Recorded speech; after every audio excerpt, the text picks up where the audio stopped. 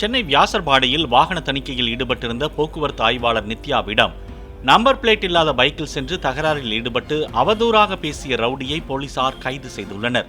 சம்பவத்தன்று தகராறில் ஈடுபட்ட பின் அந்த ரவுடி பைக்கை அங்கேயே விட்டுச் சென்ற நிலையில் அதன் என்ஜின் நம்பரை மூலம் வாகன பதிவு எண்ணை கண்டுபிடித்த போலீசார் உரிமையாளரிடம் விசாரணை நடத்தி தகராறில் ஈடுபட்டது செங்குன்றத்தை சேர்ந்த ரவுடி டில்லி பாபு என்பதை கண்டறிந்தனர்.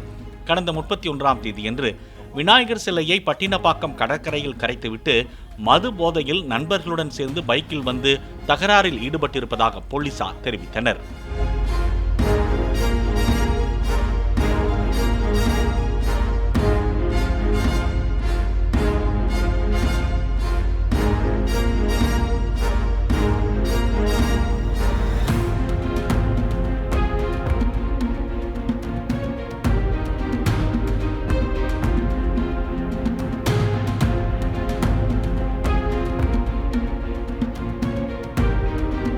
பிளே ஸ்டோர் மற்றும் ஆப் ஸ்டோரில் இருந்து பாலிமர் செயலியை QR கோடு மூலம் பதிவிறக்கம் செய்யுங்கள்.